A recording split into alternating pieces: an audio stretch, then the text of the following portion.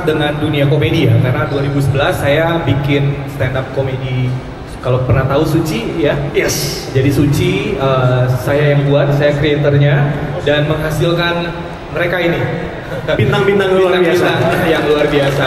Dan kalau kita lihat sepanjang perjalanan Suci itu banyak sekali menghasilkan orang-orang hebat ya, yang sekarang hari ini cukup banyak berkontribusi di dunia perfilman, mulai dari Ernest,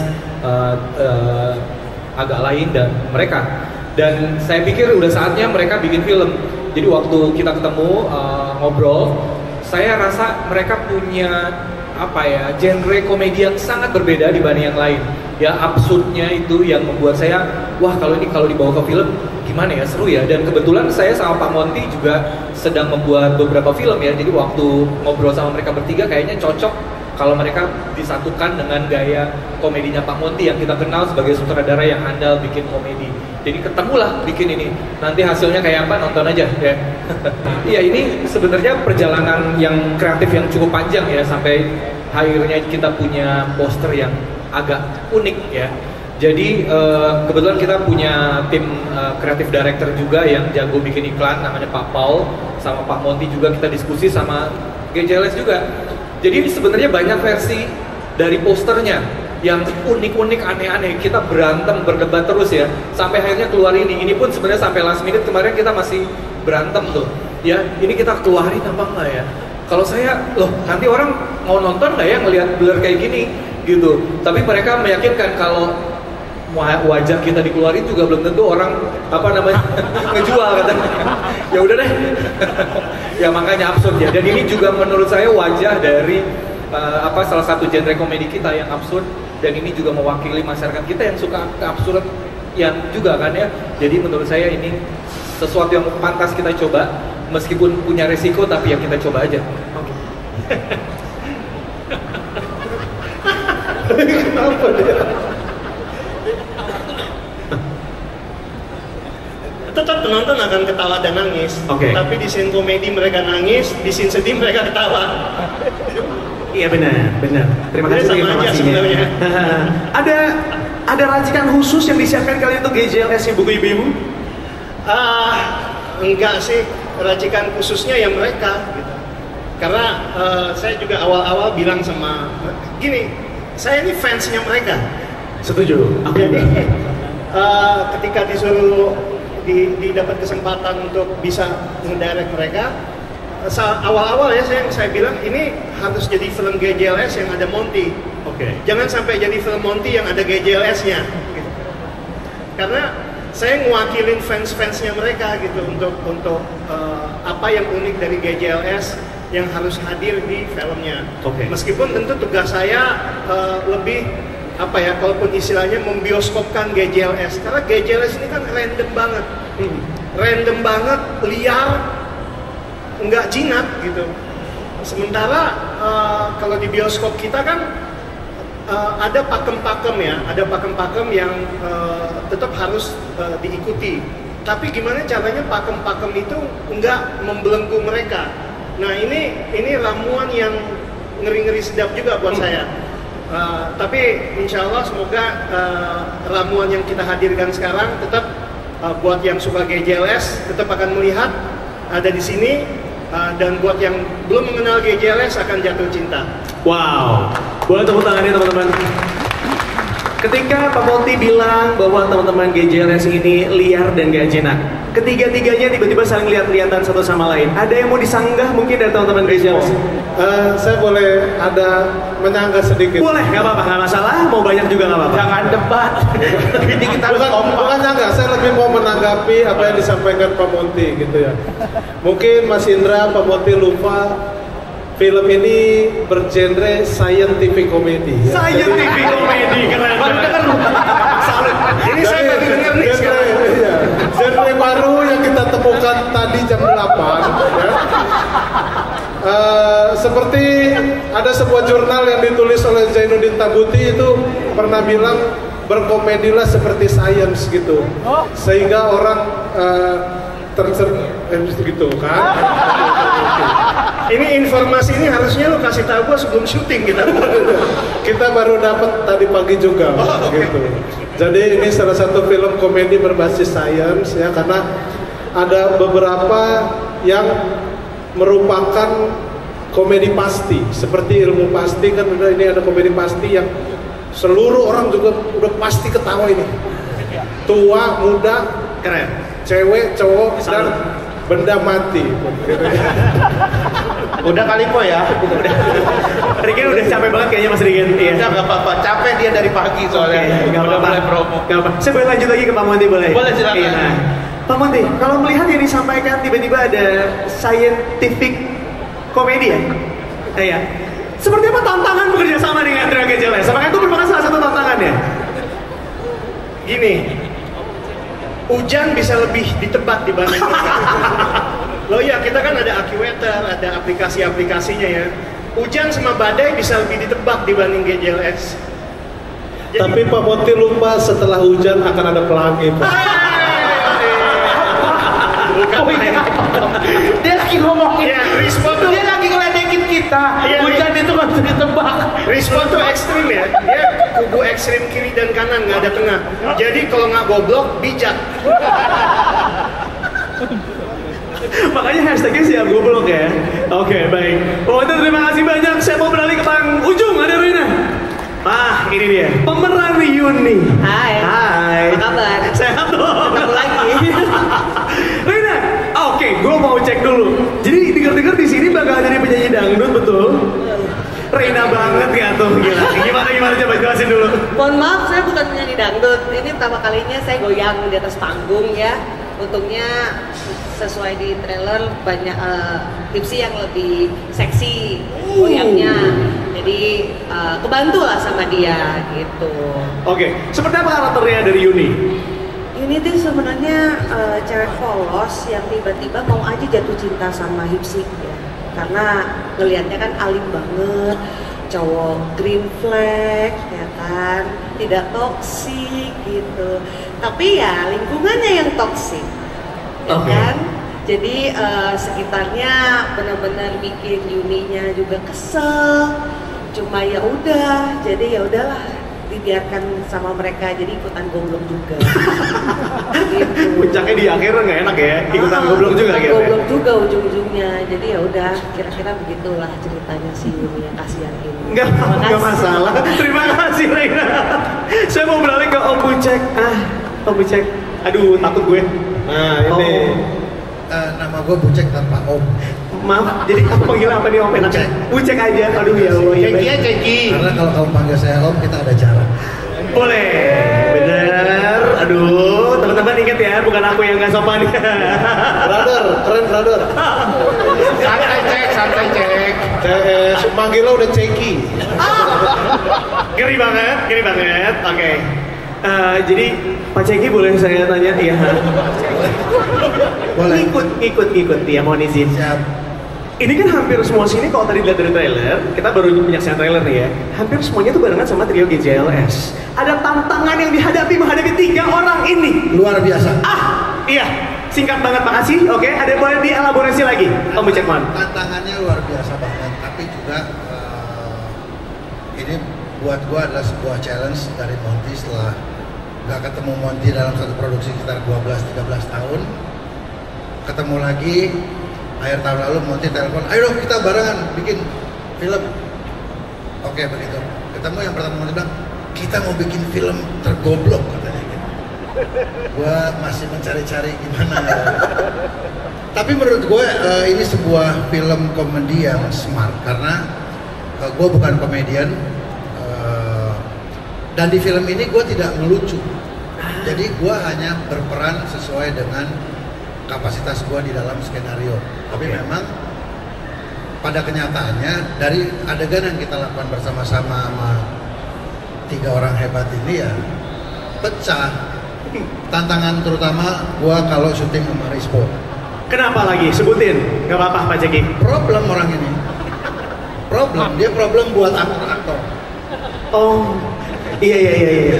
Dia katanya concentration ini crasher kayaknya. Karena dia scientific tadi. Scientific luar biasa. Kalau gua kan masih aktor ece-ece, jadi agak susah ngikutinnya. Pelan-pelan. Dan situ dia nyindir. Oh gitu. Kirain bener. Tapi gue bahagia banget diajak gabung di GJLS ini karena menambah pengetahuan gue tentang sebuah film komedi. Gue pernah memerankan beberapa film komedi, tapi ini menurut gue berbeda dan menurut gue ini cukup smart. Karena ya di sini gue as a actor gue tidak diminta untuk melucu. Gue hanya menjalankan bagian gue sesuai dengan skenario, tapi hasilnya luar biasa. Jadi semoga yang nonton juga akan ikut segoblok gue nanti. Amin. Gimana yang salah? Maaf. Sorry. Nggak maksud gue. This is goblok in the good way. Iya, in the good way. Ya, amin, in the good way juga. Iya. Aduh, takut banget ya Allah. Ya. Om Ucen terima kasih banyak. Permisi. Ngeri banget. Gila ya.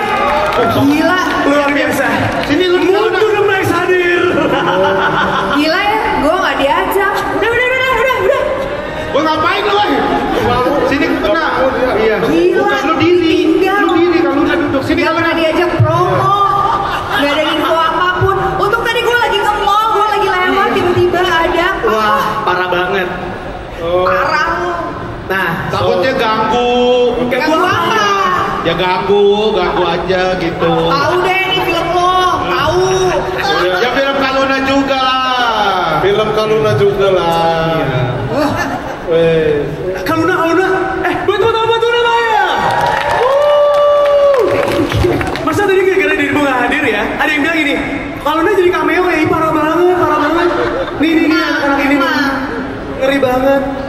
Kaluna, mumpung baru datang nih, kita langsung tanya aja. Bingung nggak tuh? Tadi kita lagi ngomongin masalah tantangan ya, bermain di film komedi. Untuk Kaluna sendiri, yang kita tahu kan Kaluna it's really special, cantik banget gitu, main di film komedi. Rasanya seperti apa? Susah nggak ketemu sama Trio Gejeles? Nah, ini saatnya jujur, nggak apa-apa. Hampir cinlok dia. Sama siapa? Ya sama yang di trailer. Oh iya, maaf karena cuman kan kita nggak enak ngomong nggak enak masih. Soalnya waktu syuting itu hampir membatalkan semua rencana. Gila. Jangan diomongin gak enak ini media semua sumpah. Jangan gak enak sumpah gue. Kayak berasa malu gitu. Ganteng ini. Hampir jadi Moon to the Pole loh tadinya. Iya kan? Moon to the Pole hampir loh, Mas Respo. Untung nggak jadi ya. Oke. Boleh. Kalau udah tantangannya seperti apa? Ya tantangannya sih sebenarnya cukup menyenangkan ya. Karena biasanya kalau bermain film komedi itu kan selalu nanti spoiler ya. Enggak, oke. Tantangannya nggak bisa serius. Selalu ketawa-ketawa dan selalu jadi tidak pakem pada skrip. Karena selalu kemana-mana gitu, berkembang karena tiba-tiba ya biasalah ya, mereka kan kayaknya jarang main film ya. Wah. Gimana tuh? Gimana gue rapiin itu? Kayaknya jarang main film gitu. Jadi skrip itu kayak cuma sekedar apa ini gitu. Nggak ngargain banget Mas Monty gitu sama terus gitu yang udah nulis capek-capek gitu, nyampe di lokasi gitu, mana dialognya gitu. Kenapa kemana-mana gitu? Kenapa tiba-tiba ada ini, ada itu gitu? Tantangannya itu. Oh, jawab. Sebenarnya itu yang dilakukan di film-film Hollywood ya. Hollywood. Rolly kan nama DOP, nama indah kita. Nama Kodir. Film Hollywood. Enggak, tapi emang bahkan bukan cuma Kakak Luna Maya, ini kadang mereka ini juga suka polu, gua kaget apa terlalu random gitu, cuman itulah kita sebagai seorang aktor ya. Apa yang kita rasakan itu yang kita deliver kepada sutradara gitu. Jadi nggak bisa disalahkan juga karena sebelum syuting saya udah bikin backstory-nya gitu. Kenapa si Rispo begini dan setiap hari backstory-nya beda-beda. Nggak bisa. Tapi kenapa setiap dialog selalu beda? Apa? Kenapa setiap teks selalu beda dialognya? Ya, itulah. Berubah size beda. ide kreatif kadang muncul di lokasi, di set gitu. Dan sama saya itu pernah ngelihat editor bekerja ya, jadi biar banyak cus aja teman-teman. Ya tapi ngerepotin. Iya. Ngomongin masalah cus, sekarang terbatasan waktu kita boleh cus langsung ya. Iya, makasih, mohon izin. Saya mau, maaf Mas Rispo, dipotong, iya. Iya nggak apa-apa. Iya. Saya mah ini.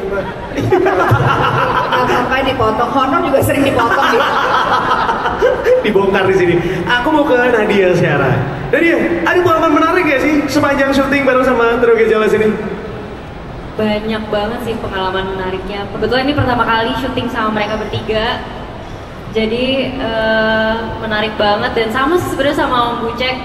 Nggak boleh Om Bucek. Iya, Pak Ceki tadi ya. Mas Ceki. Mas Ceki. Sama Kak Luna, sama kayak karena ini komedi dan mereka emang konsepnya GJLS itu beneran ya. Jadi emang di set tuh entar berubah-berubah aja gitu. Benar. Tapi kayaknya kalau ada trailernya kamu ceria banget di sini ya. Kayaknya nggak habis-habis ketawanya ya. Iya sih, karena di luar set juga kita ketawa-tawa dan lebih ketawa-tawa yang di luar set ya. Oh, kebayang sih. Iya. Jadi kamu menikmati banget sepanjang syuting ya.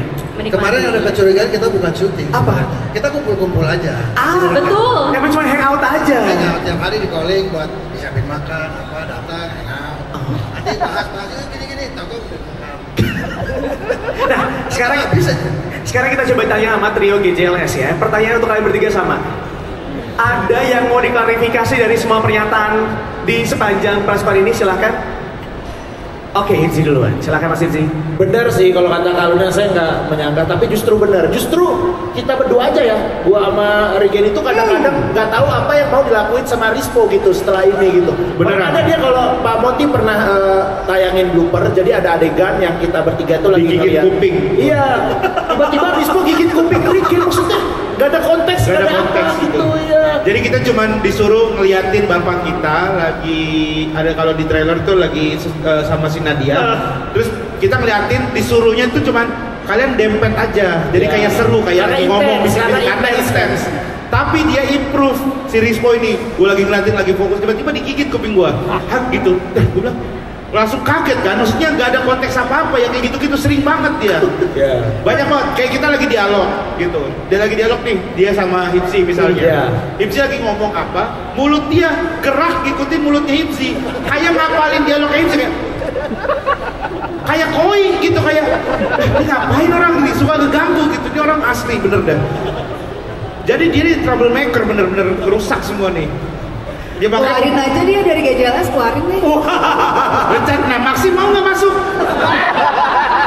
Kalau maksimal ayo. Ayo. Dia bingung jawabnya. Boleh sih, banyak kan kerjanya. Banyak. Iya. Banyak tapi 2 juta Pak. Nyebut angka. Oke, Mas Rispo, ada yang mau di-clarify? Jangan Mas. Panggilnya? Om Rispo. Om Rispo.